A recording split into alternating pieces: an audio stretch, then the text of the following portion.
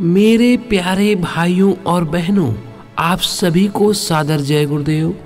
परम पूज्य स्वामी जी महाराज ने एक सत्संग के दौरान पंडित और पंडिताइन की बड़ी ही अनोखी कहानी सुनाई।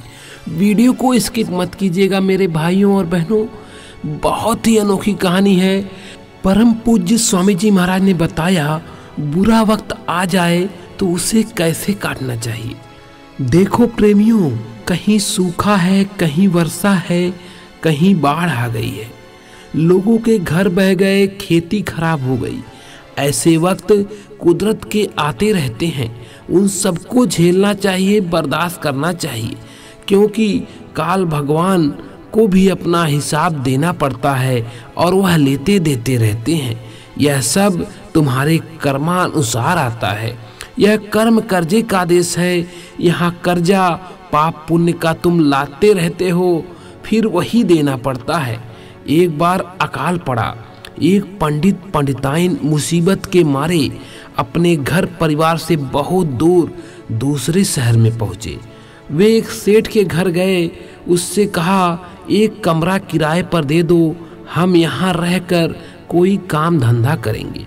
उस समय 98 के किराए पर एक कमरा मिल जाया करता था। सेठ ने एक कमरा दे दिया। पंडित ने कहा कि पंडिताइन तुम घर में रहो, हम काम की तलाश में जा रहे हैं। पंडित ने कई जगह काम खोजा पर नहीं मिला। उन्होंने देखा कि सड़क के किनारे एक मोची जूते गांठ रहा है। वह बड़े ध्यान से उसके काम को देखते रहे। शाम को जब उठने लगा तो उन्होंने मोची से पूछा कि आज तुमने कितना कमा लिया। वह बोला कि 3 रुपए। उस समय 3 रुपए 4 रुपए तनख्वाह हुआ करती थी। पंडित ने सोचा कि रोज 3 रुपए कमाएंगे तो बहुत है। दूसरे दिन जहाँ जूते गांठने का सामान मिलता था, पंडित जी उस दुकान पर गए और बोले कि तुम हमें सामान दे दो, मैं दिन भर कमाई करूँगा, शाम को तुम्हारा पैसा अदा कर दूंगा।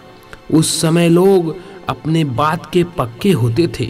दुकानदार ने सामान दे दिया। वो लेकर सड़क के किनारे बैठ गए। काम ठीक से आता नहीं था।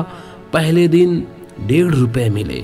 उन्होंने जाकर दुकानदार को उसका पैसा दे दिया। इसी तरह से 2-4 दिन में पंडित जी बहुत बढ़िया जूता गांठने लगे तो कमाई भी बढ़ गई। 2 रुपए मिले, 3 रुपए मिले।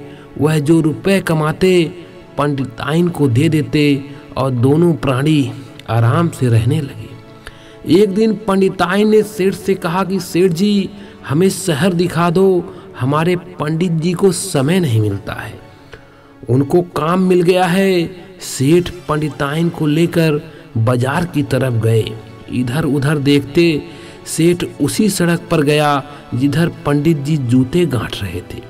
पंडित अपने काम में थे, उन्होंने तो ध्यान नहीं दिया।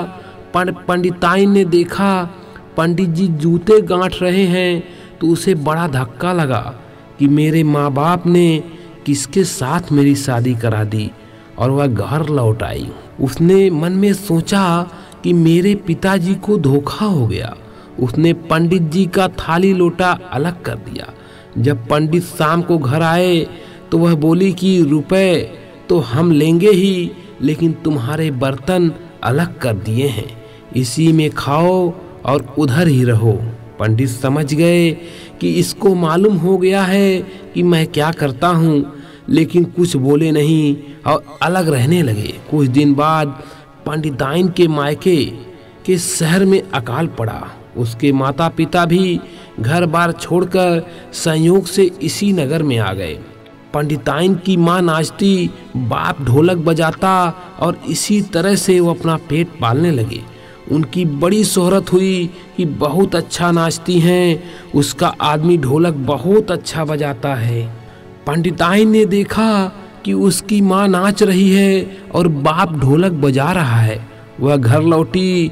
शाम को जब पंडित जी आए तो बोली कि पंडित, अब तुम घर में रहोगे और जैसे खाते थे वैसे ही खाना खाओगे। पंडित ने उसको समझाते हुए कहा, देख पंडितानी, मैं भी सच्चा ब्राह्मण हूँ, तू भी सच्ची ब्राह्मणी, तेरे माता पिता भी सच्चे पंडित, लेकिन ये वक्त की बात है, समय निकल जाएगा, फिर सब ठीक हो जाएगा। मेरे स्वामी जी महाराज कहा करते थे कि वक्त की बात होती है, समय काटना होता है, वक्त तो आता जाता रहता है। बुरा वक्त आया उसे काट लो, समय निकल जाएगा तो सब कुछ ठीक हो जाएगा। मेहनत और काम करने में जाति पाति का सवाल नहीं होता। पंडित पंडितानी ने कोई चोरी ठगी नहीं की, किसी को धोखा नहीं दिया, लूटपाट नहीं किया, मेहनत करके पेट पाला। अपने प्रारब्ध पर, अपने समय पर विश्वास करना चाहिए। वक्त का परिवर्तन होता रहता है, यह हमारे गुरु महाराज की अकाट्य वाणी है। जय गुरुदेव। आप सभी भाई बहनों तक इस सत्संग वचन को पहुंचाने का हमारा छोटा सा प्रयास आप सभी भाई बहनों को कैसा लगा, हमें कमेंट करके जरूर बताइएगा। जय गुरुदेव।